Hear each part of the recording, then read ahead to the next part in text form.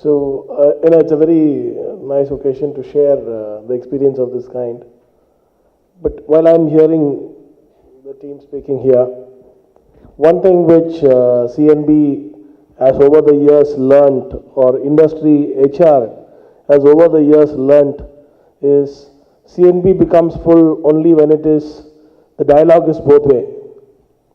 So earlier industries, CNB used to not take inputs from the people and then come out with their way of compensating people, their employees. So when it becomes a dialogue where both ends speak, like how it happens for workers, then the total reward is really felt by people. And nowadays, as the gentleman from Srinivas was speaking about, it is a full circle that has to get completed as of an understanding about what an employee expects out of the company. And it's not, if it's a small organization with 100, 200 people, it's still possible. And nowadays, the companies where we are working, we're all with thousands and lakhs of people. And we work across countries. And we work across various functions, various departments, various disciplines. And we have a multiple comparative element.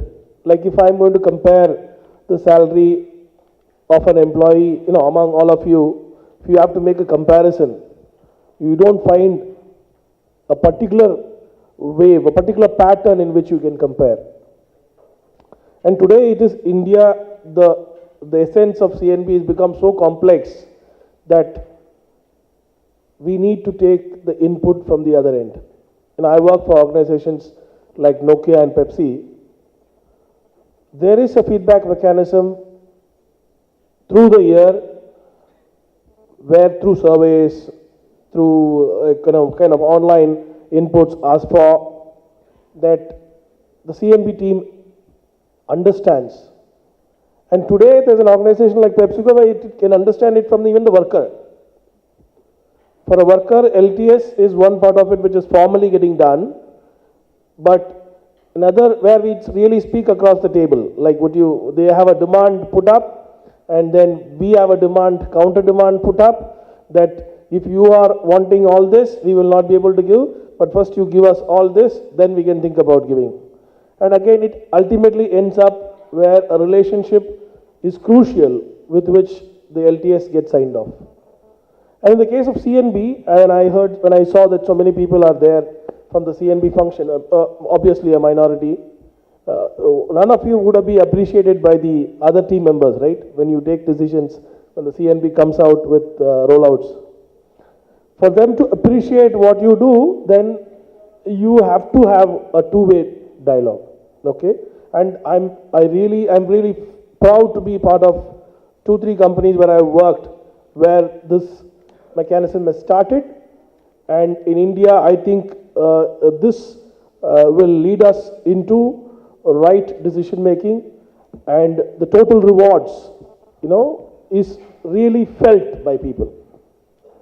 And once they get the feel of the total rewards, that's when retention can happen.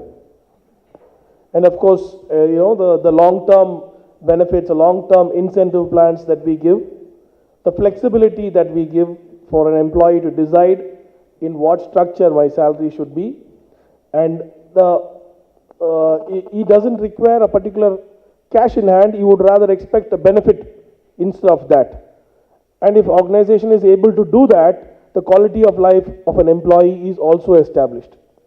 And an organization like all of us, most of the companies right now do benchmarking of salaries, benefits, compensation and benefits, and also benchmarking of capabilities.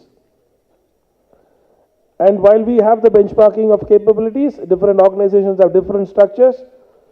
They have a commonality that is brought in, wherein people are able to accept the fact, yes, I'm compared with an equal comparable. And when organizations are able to make it transparent through their online portals, it becomes a people's company, it becomes a company where everybody accepts it, and then CNB becomes a partner to business. Otherwise, they seem to be people from outside giving inputs. So that's a bit that I wish to tell on the front of my experience. But I didn't want to share much about the LTS and stuff kind of thing, which is would surely take more time. And in a short framework, I should not mislead you to some other thoughts about manufacturing. That's why I didn't want to share it that way. Thank you.